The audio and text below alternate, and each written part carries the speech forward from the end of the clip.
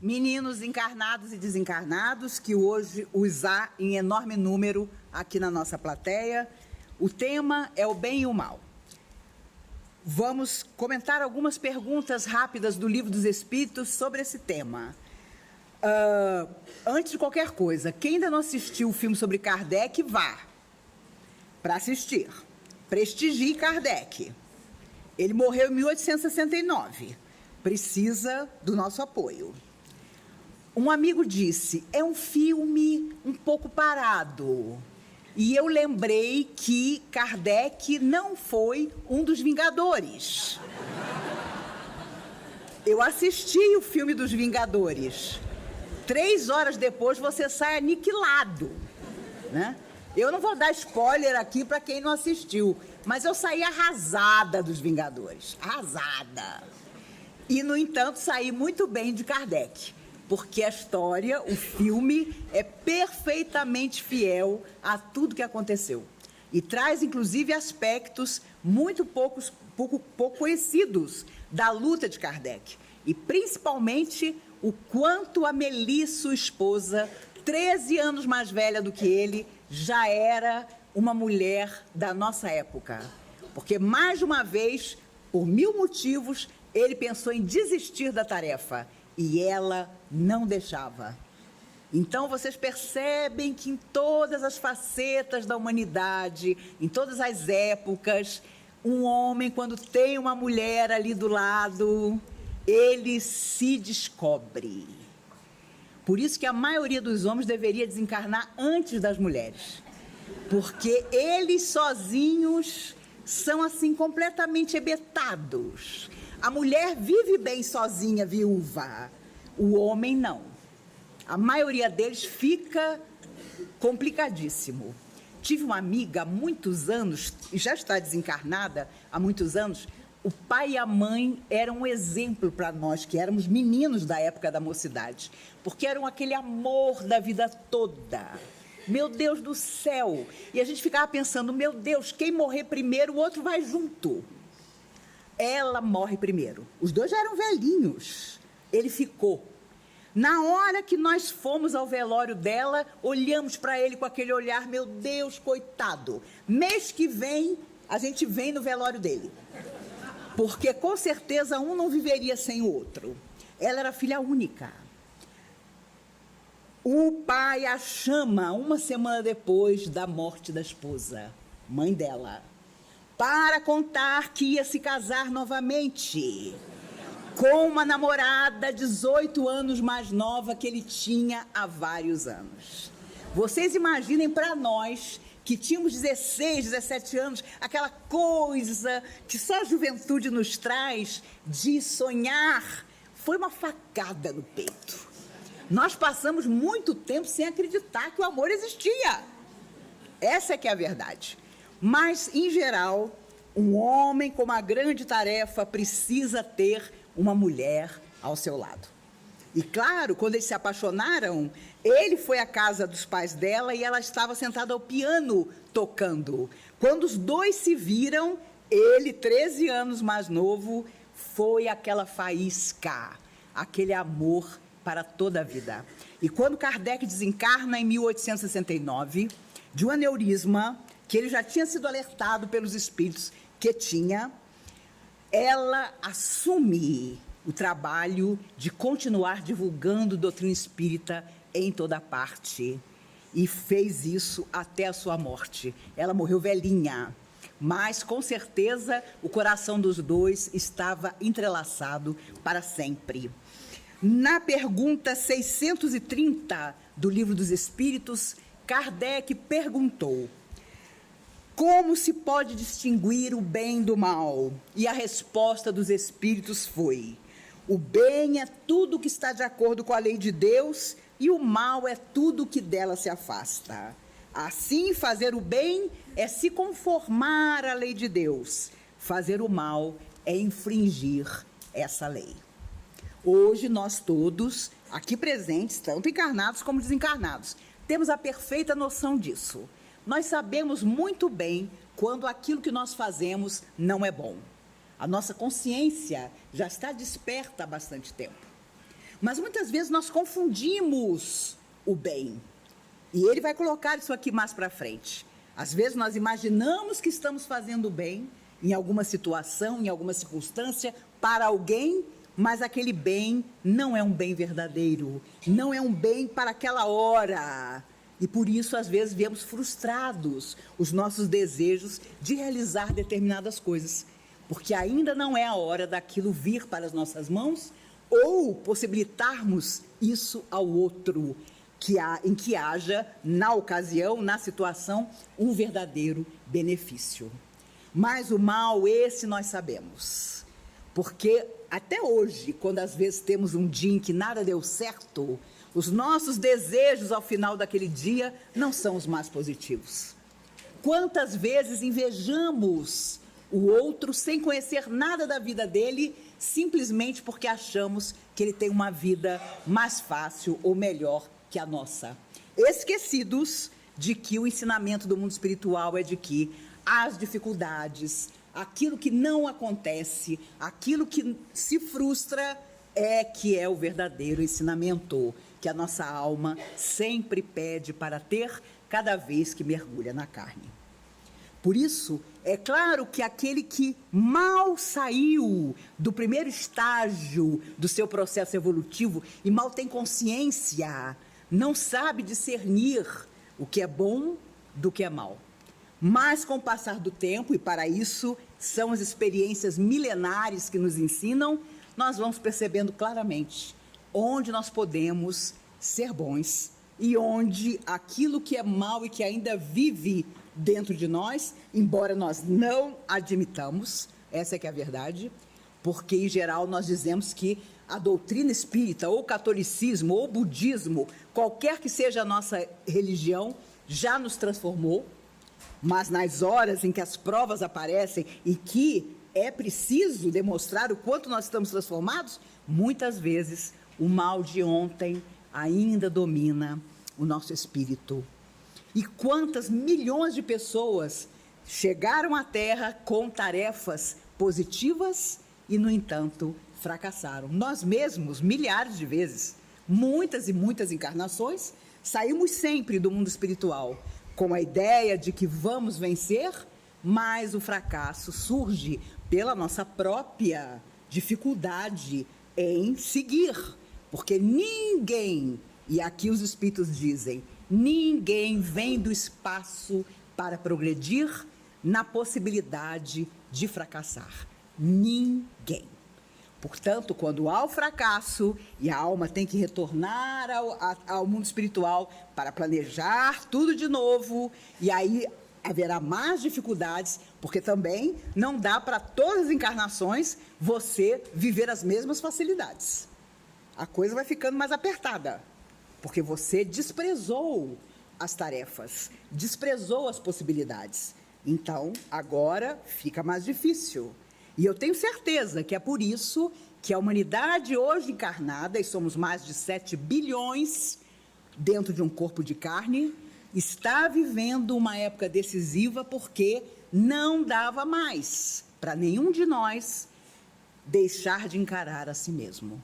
Cada um dentro do seu universo tão particular, estamos vivenciando as nossas provas, estamos vivenciando os nossos sonhos que não se realizam. E feliz de você se esse dia da frustração do seu sentimento ainda não chegou. Mas se prepare para ele, porque nenhum de nós saiu do espaço também para viver plena felicidade, porque nós somos o passado em forma de presente. Na pergunta 632, ele pergunta: o homem que é sujeito a errar não pode enganar-se na apreciação do bem e do mal e crer que faz o bem quando em realidade está fazendo mal? É sempre uma dúvida que a gente tem. Será que se eu ajudar fulano eu vou estar fazendo bem de verdade? Será que fulano não precisa passar por essa prova? Porque nós não podemos passar por prova, mas nós adoramos ver o outro passar. Adoramos o discurso. Não, fulano, eu te entendo. Mas isto que você está atravessando é uma provação que você tem que atravessar. Mas quando chegar a nossa hora, muitas vezes o berro é geral. E os espíritos responderam: Jesus vos disse, Vede o que quererias que vos fizessem ou não. Tudo se resume nisso. Assim não vos enganareis. Como é que nós complicamos tanto a nossa existência eterna quando, em contato com Cristo, Ele nos disse simplesmente tudo. Amai a Deus acima de todas as coisas e ao próximo como a ti mesmo. Ele sabia o quanto nós nos gostávamos, no nosso egoísmo, na nossa vaidade. Então, ele foi direto, na fonte. Faz ao outro o que você gostaria que o outro te fizesse. Mas nós temos critérios para o outro, muitas vezes. Eu não simpatizo muito com fulano porque ele não pensa igual a mim. E nós estamos vivendo dias em que, se você pensa diferente do outro, ai de você se você falar. Dependendo de quem é o outro, a coisa fica difícil.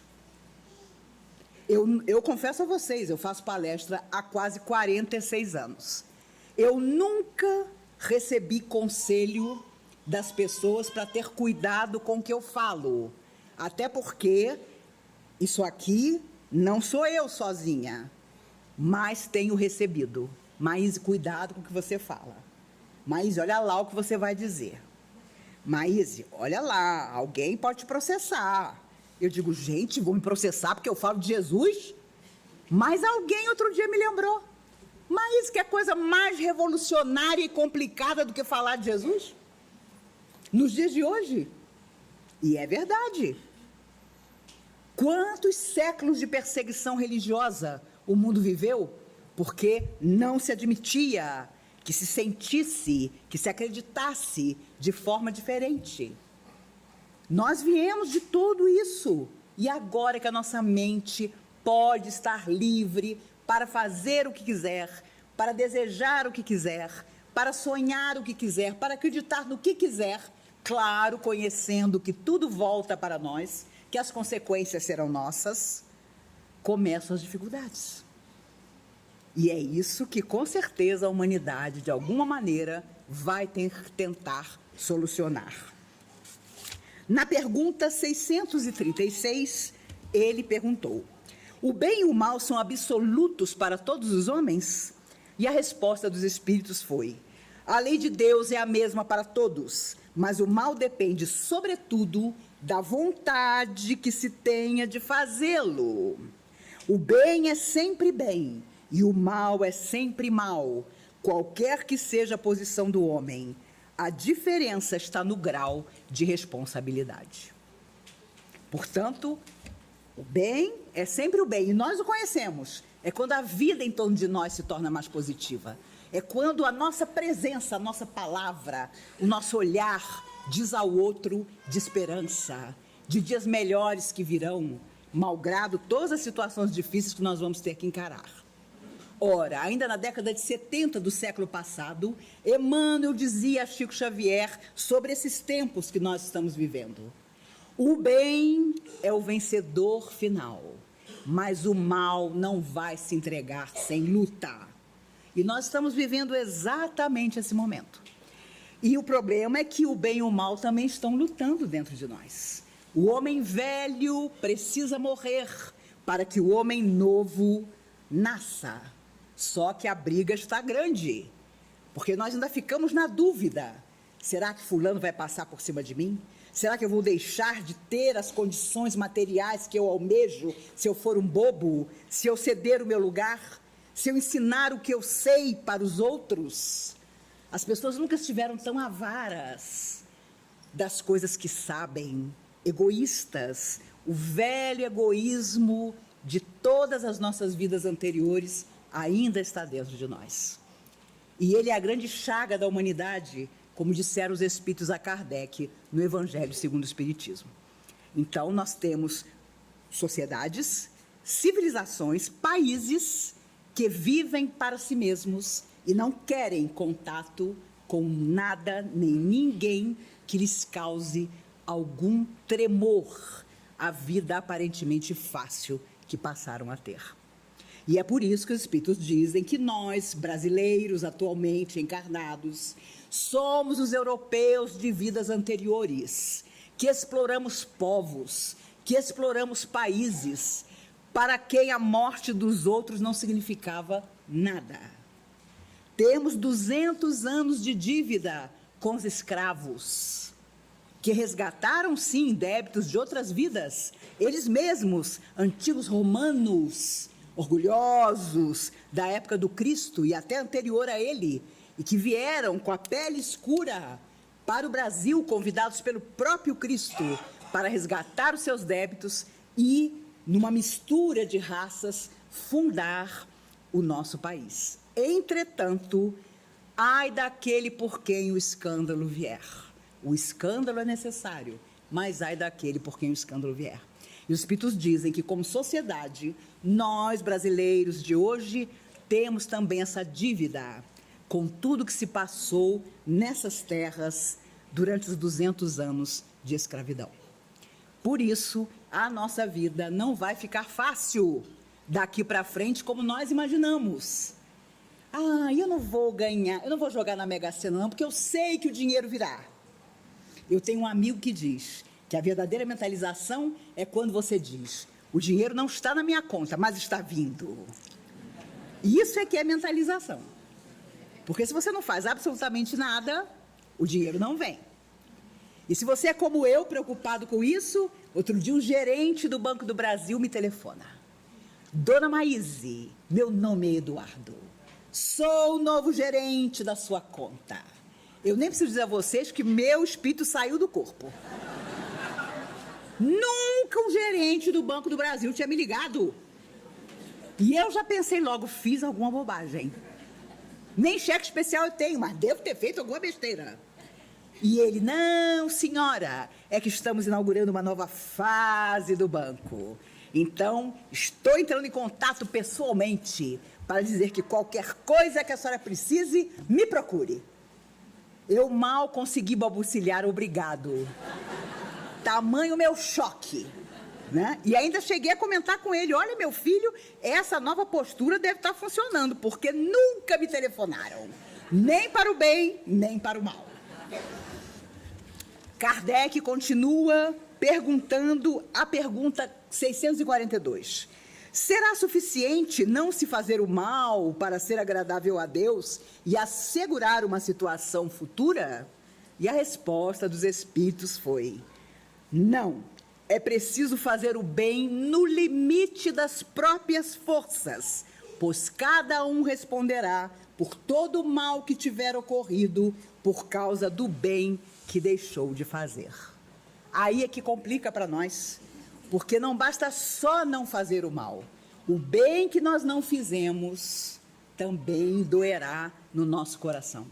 Por isso, André Luiz, resumindo esse aspecto, dizia através de Chico: todo bem que você deixou de fazer foi um mal que você fez.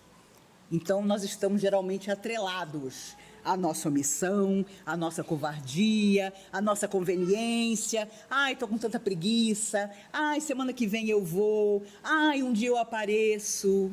Se recordam daquele fazendeiro rico lá de Uberaba que dizia ao Chico: Chico, um dia eu vou lá, vou te dar tanto dinheiro que suas crianças não vão precisar mais pedir para mais ninguém.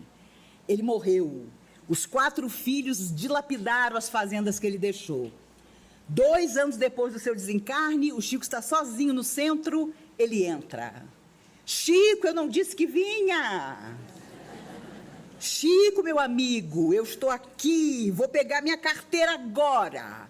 Vou assinar o cheque com o valor mais alto, porque finalmente eu tive chance de entrar aqui no seu centro e vou fazer uma grande doação para as suas crianças. O Chico, sozinho, de manhã cedo, no centro, estatelado. E Emmanuel aparece e diz para Chico: adivinha quem vai contar para ele que ele morreu? O próprio Chico. Teve que contar aquele homem tão materializado, que não tinha nem ideia de que estava fora do corpo há 2 anos, que ele não tinha mais nada, que os filhos não tinham mais nada, porque em 2 anos haviam dilapidado completamente o patrimônio tão grande que ele havia deixado.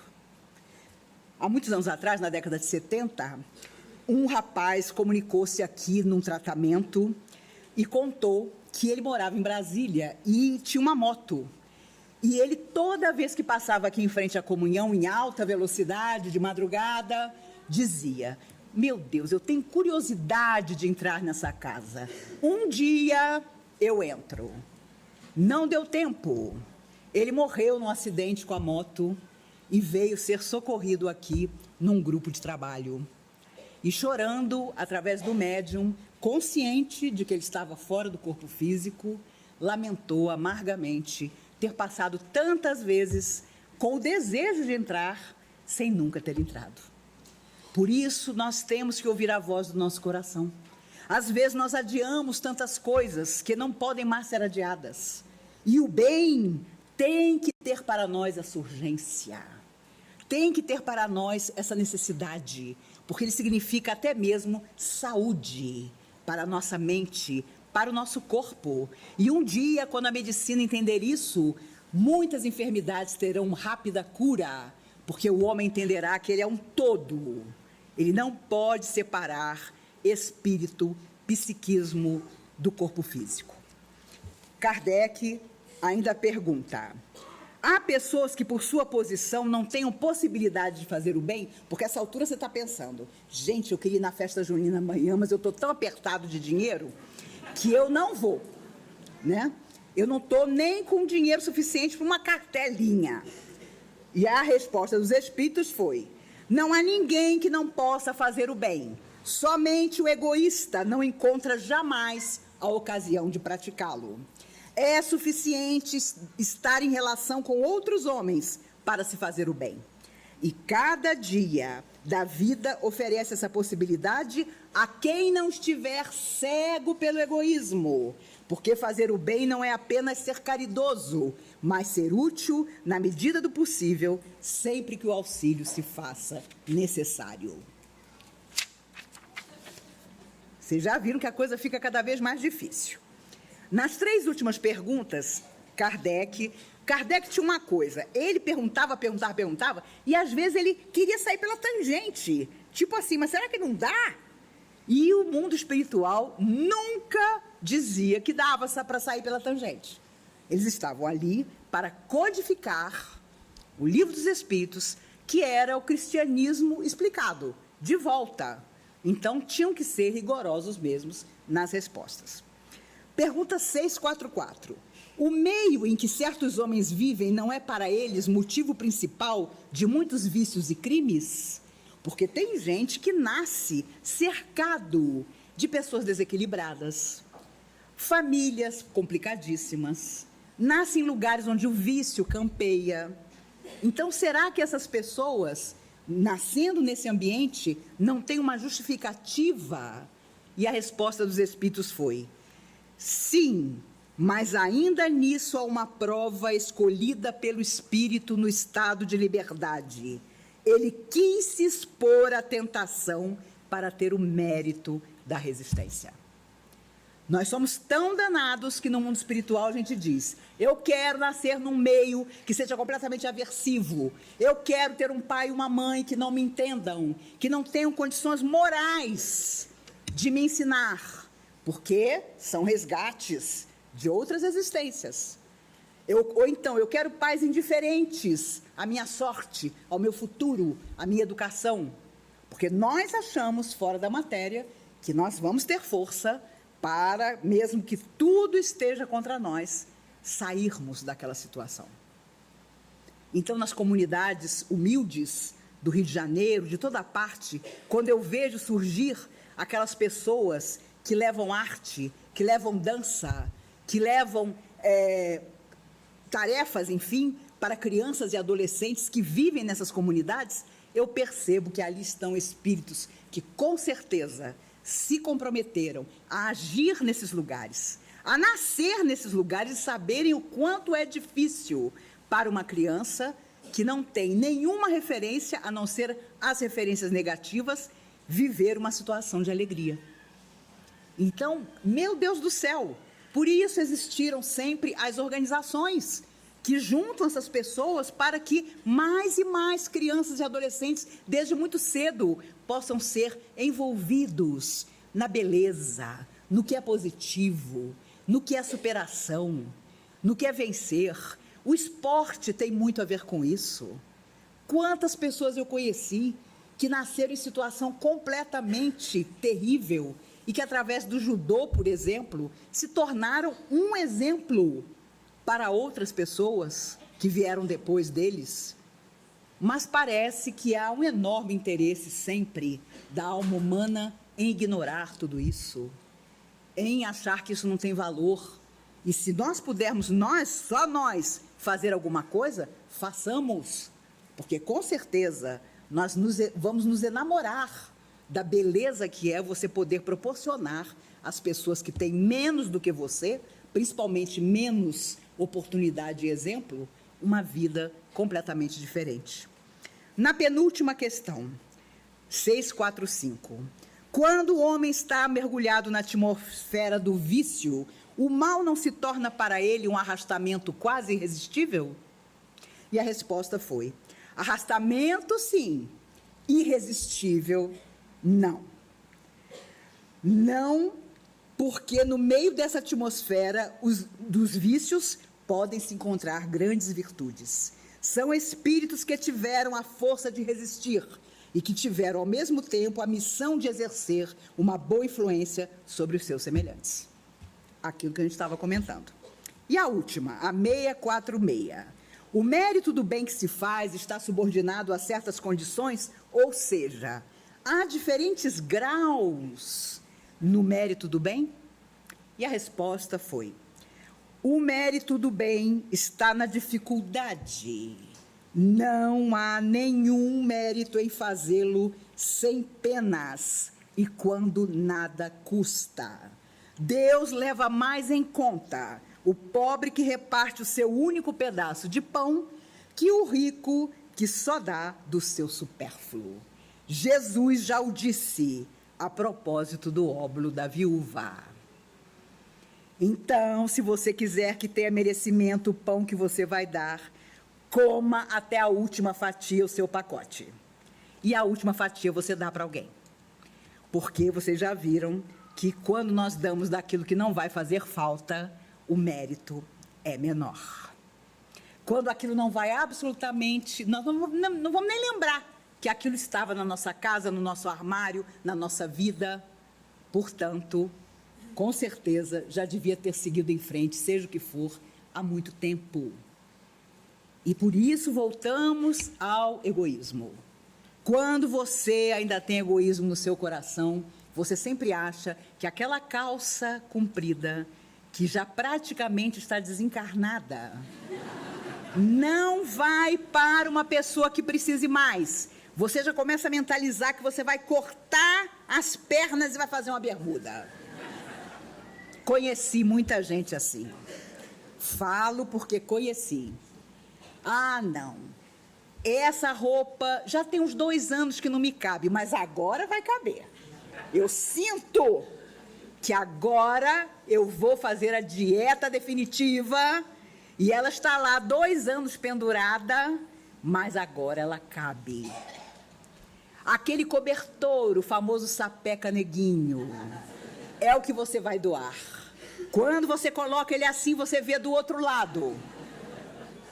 É o cobertor favorito de doação para crianças, para adolescentes que dormem na rua, porque o nosso cobertor, o nosso travesseiro de penas de ganso, só nós merecemos usar. E isso eu estou falando de tolices, porque se formos aprofundar, nós vamos ver que ainda temos um longo caminho pela frente. Mas o mais importante de tudo isso é que nós já sabemos o que é bem, o que é mal, quanto tempo vai levar, nós já temos uma ideia.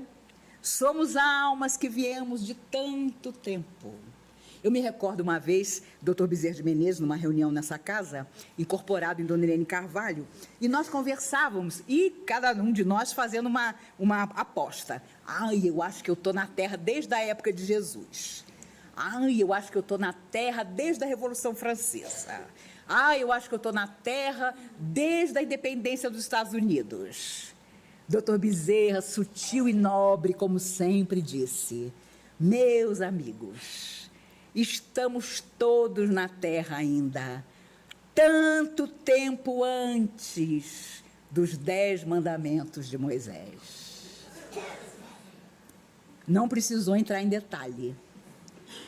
Existia um livro que fez muito sucesso na doutrina espírita na década de 70, chamado Os Exilados de Capela, em que pela primeira vez os espíritos contam que Capela era um planeta de outra constelação, onde houve um grande expurgo, e espíritos que haviam fracassado em Capela foram convidados pelo próprio Cristo para habitar a Terra. Calígula, o imperador romano terrível, foi o exilado de Capela. Leonardo da Vinci foi um exilado de Capela. E tantos outros. Mas, naquela época, a gente dizia assim: nossa, eu tenho impressão que eu sou um exilado de Capela. Na mocidade, então, a gente tinha essa bobagem. Eu acho que você tem cara de exilado de Capela. Até que os espíritos nos alertaram que não era motivo de orgulho nenhum ser um exilado de Capela, porque nós já tínhamos vindo de lá, mergulhado na Terra em múltiplas vidas, e estávamos aqui até hoje. E os espíritos dizem que ainda há muitos exilados de Capela entre nós, enamorados da doutrina espírita. Então, nós estamos correndo contra o tempo, porque um planeta como a Terra nos recebeu, nós continuamos dando trabalho para nós mesmos e para os outros, e a Terra vai atravessar o mesmo processo que Capela viveu. Quem sair daqui não volta mais a viver na Terra, e isso os espíritos são muito claros ao dizer, porque a oportunidade foi perdida. Eles afirmam que do outro lado da Lua há um número enorme de espíritos que saíram da Terra nos últimos tempos, desde a Segunda Grande Guerra, e que já são informados de que não mais poderão voltar, porque fracassaram e vão habitar mundos inferiores. E viver a mesma angústia que Leonardo da Vinci, que desenhava avião, helicóptero, tudo que não existia na época dele, saudoso de tudo que ele havia vivido em Capela. Por isso, não duvidemos, vamos ser felizes fazendo os outros felizes. Todos os e-mails praticamente que a gente recebe do programa Conversando com Maíse, e vem do mundo inteiro, dizem: Maíse, Valesca, Jack, eu estou com tal dificuldade, eu estou vivendo tal drama, e são às vezes coisas terríveis. Mas o que eu ouço dos espíritos sempre é: incentive a fazer o bem, encontre solução fazendo o bem, não desista fazendo o bem, seja o que for. Às vezes, coisas terríveis que a pessoa está vivenciando. Recentemente, num e-mail, um rapaz paralisado na cama disse: a única coisa que eu faço é, com o dedo que eu ainda consigo mexer, teclar a tela do computador para entrar nas palestras da comunhão, para assistir os programas da comunhão, com 23 anos. Então, às vezes, a gente reclama de tanta coisa. A gente é tão tolo ao dar valor a coisas que não têm valor nenhum. Quando fulano envelhecer e olhar para trás, ele vai ver que isso era uma bobagem. Mas para que nós precisamos envelhecer? Para reconhecer que as coisas que nos afetam, que nos atropelam, são às vezes tão tolas, face a coisas tão graves que os nossos irmãos em humanidade estão vivendo. Por isso, se nós temos o conforto na nossa casa para voltar, vamos dar valor a isso, porque há milhões que dariam tudo para simplesmente à noite ter um lugar para dormir. E enquanto nós não nos lembrarmos disso com frequência, nós vamos continuar nos nossos desejos, nos nossos pedidos, nas nossas listas. E o bem e o mal vão continuar lutando portas adentro da nossa alma. Os espíritos desencarnados aqui presentes sabem muito bem disso. A única diferença de nós para eles é o atual estado.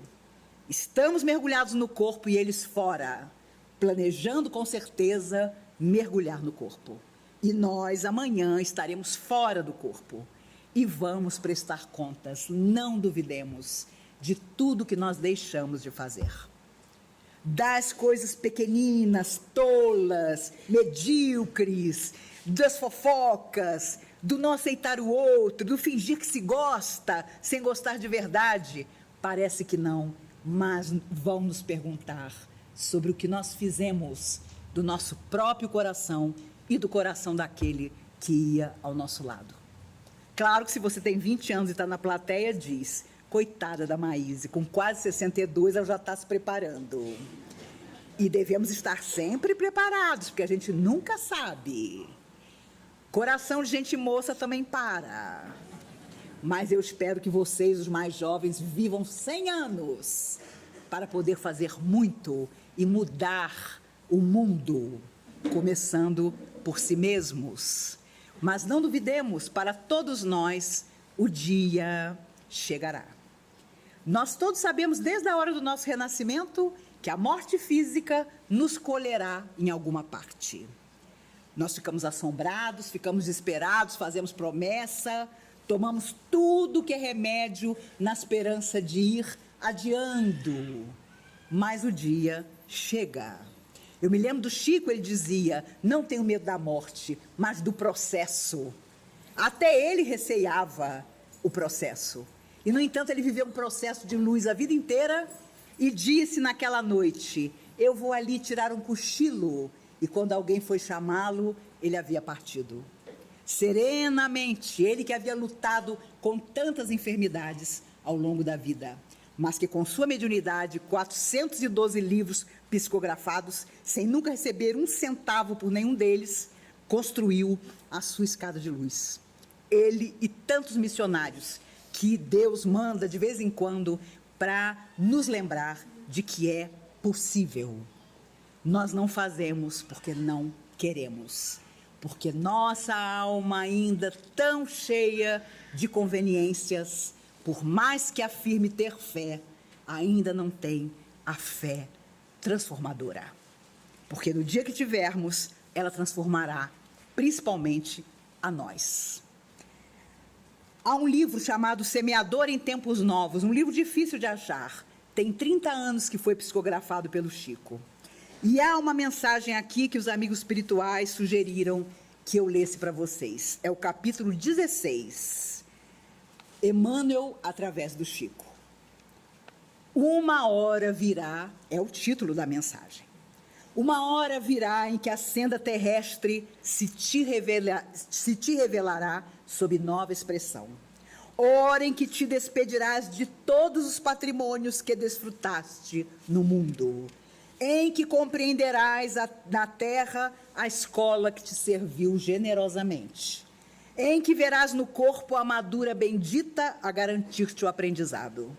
Em que reconhecerás no ouro e na posse valiosos empréstimos do divino poder que detiveste a título precário. Hora em que desejarias ter sido a melhor das criaturas, para que a simpatia dos outros te acalente a alma inquieta. Em que todos os nobres ideais não cumpridos surgirão aos teus olhos, perguntando, por que nos esqueceste?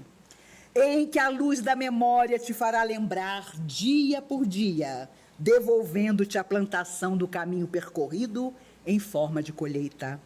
Hora em que o pensamento, por mais célere, não recuperará os minutos perdidos. Em que as mãos, por mais diligentes, não conseguirão retroceder para realizar a tarefa menosprezada. E em que a língua, por mais culta, não conseguirá recuar para refazer as palavras irrefletidas. O aprendiz chega ao dia da aferição do aproveitamento, o operário atinge a ocasião em que será julgado pela obra feita. Alcançarás igualmente a hora inevitável, em que cessará a tua presença visível entre os homens, para que a terra te julgue. Vive assim de acordo com a simplicidade do amor e com os ditames da verdade, plasmando o bem por onde transites, sem olvidar os tesouros do tempo, de vez que o mal em nosso espírito, ainda mesmo quando estejamos libertos da algema física pela graça da morte, será sempre o inferno que não nos permitirá viver o céu nos céus. Extraordinária mensagem, psicografada há 30 anos atrás. Esse dia vai chegar para todos nós, meus amigos. Quanto mais tarde, melhor, para que nós possamos fazer muito e talvez pela primeira vez em todas as nossas existências, chegar do lado de lá e poder contar uma história feliz.